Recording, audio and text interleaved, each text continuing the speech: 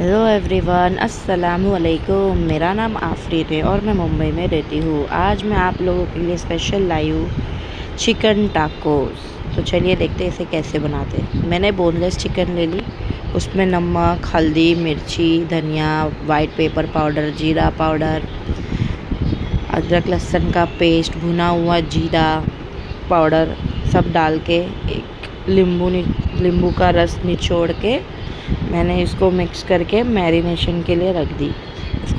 इसको आधा से 1 घंटे के लिए मैरिनेट करके रखना है। फिर मैंने एक बर्तन ले ली, उसमें मैंने मैदे का आटा ले ली, 4 से 5 चम्मच मैदे का आटा।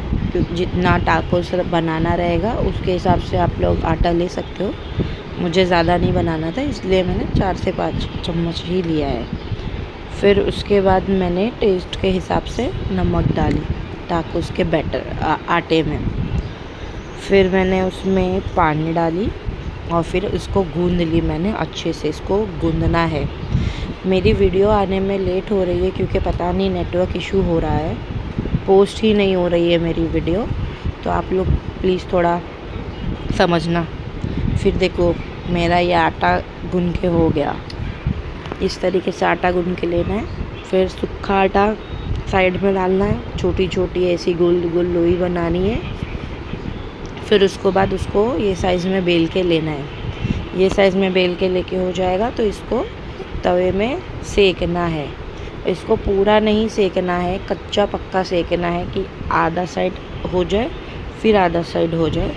इस तरीके से इसको सेक के लेना है, अच्छे से अलट पलट करके। मतलब ज़्यादा पकाना नहीं है इसको, ज़्यादा पकाएंगे तो रोटी जल जाएगी। क्योंकि टाकोस है ना, टाकोस को बाद में भी इसको गरम स्लो आंच पे तेल में उसको पकाते ही है। देखो ऐसा पकाएंगे तो ये रोटी पक जाएगी। उसके बाद में ये हो जाती है, देखो यही तरीके से हल्का हल्का इसको खाली बस दबाना है ताकि ब्राउननेस आए। हाँ बस इस तरीके से। ये देखो ये आ गई हमारी पूरी रोटी रेडी। ये सब मैंने रेडी करके ले ली थी।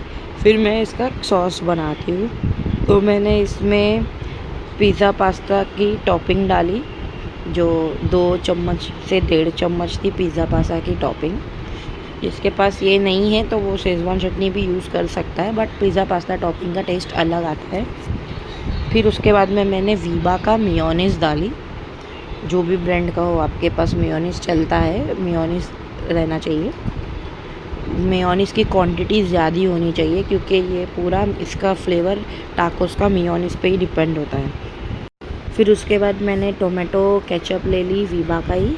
मेरे पास वीबा के ब्रांड ज़्यादा है, इसलिए आपके पास जो भी ब्रांड होगा, किसान विसान सबका चलता है, ऐसा कुछ नहीं है। फिर मैंने टोमेटो केचप डालने के बाद मैंने मस्टर्ड सॉस ली। मस्टर्ड सॉस 1 चम्मच जितना मैंने उसमें मस्टर्ड सॉस डाली। मस्टर्ड सॉस डालना ज़रूरी है। जिसके पास नहीं होगा वो नॉर्मल दुकान में मिलता है मस्टर्ड सॉस, डीमार्ट वगैरह में, वो ले सकता है। और फिर उसको मैंने अच्छे से मिक्स करी। देखो मिक्स होने के बाद वो कुछ ऐसा लगता है। फिर मैंने कढ़ाई ले ली, उसमें मैंने 4 से 5 चम्मच जितना मैंने मस्के का क्यूब डाली। फिर उसके बाद मैंने 2 से 3 चम्मच ऑयल डाली और उसको अच्छे से मैंने ना मिक्स की। क्योंकि बटर जल्दी गलता नहीं है, बटर गलना चाहिए। तो मैंने उसको चम्मच मार के थोड़ा गोल गोल करके बटर को मिक्स करी। फिर वो थोड़ा ऐसा गला ना, तो मैंने फिर मैंने उसमें मैरिनेशन किया हुआ चिकन को डाली और मैंने उसको वैसे ही छोड़ दी।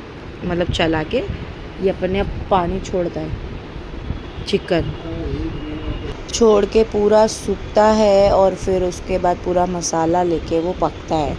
तो उसको मैं चम्मच मारती रही और ऐसे ढक्कन भी नहीं ढकना है उसको, ऊपर खुला ही रखना है। क्योंकि देखो वो ऐसा पानी छोड़ के चिकन अपने अपने साइज़ में आ जाता है।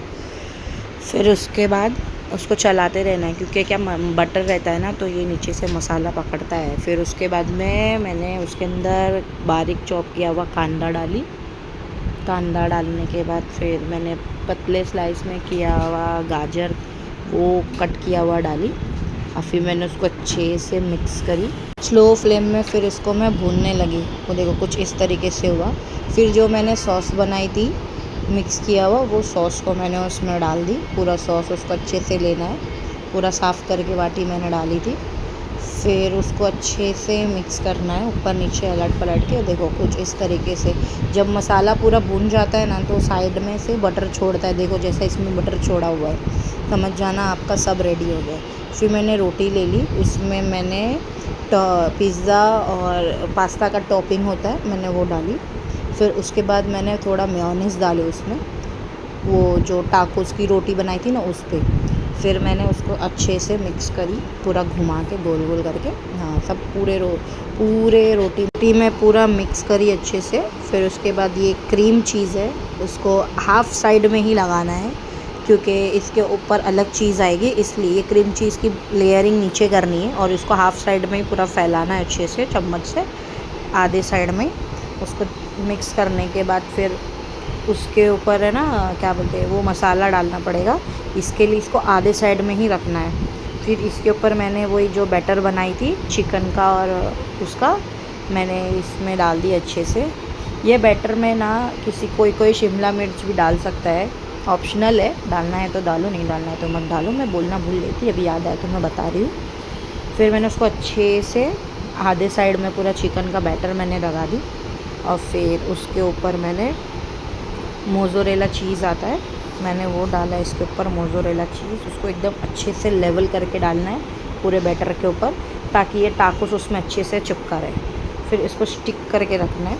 ये इस तरीके से ये सब टाकोस रेडी करके लेना है। फिर मैंने एक कढ़ाई ले ली, तवा ले ली। तवे में थोड़ा सा तेल डाली, आधा चम्मच से भी कम। और फिर मैंने उसके ऊपर टाकोस को अच्छे से रख दी। उसको फिर स्लो फ्लेम में पकाना है, क्योंकि ये टाकोस की जो रोटी होती है ना, उसको कड़क करना है। देखो कुछ इस तरीके से वो एक साइड से कड़क हो गया है। फिर उसको पलट के दूसरी साइड से भी स्लो में ही करना है। और इसको 2 चम्मच से करना है, एक हाथ से करने जाओगे तो जल जाओगे, ऐसा है। तो ये हो गया। इसी तरीके से हमारा टाकोस रेडी। तब मिलते हैं नेक्स्ट रेसिपी के साथ, तब तक के लिए अल्लाह हाफिज़।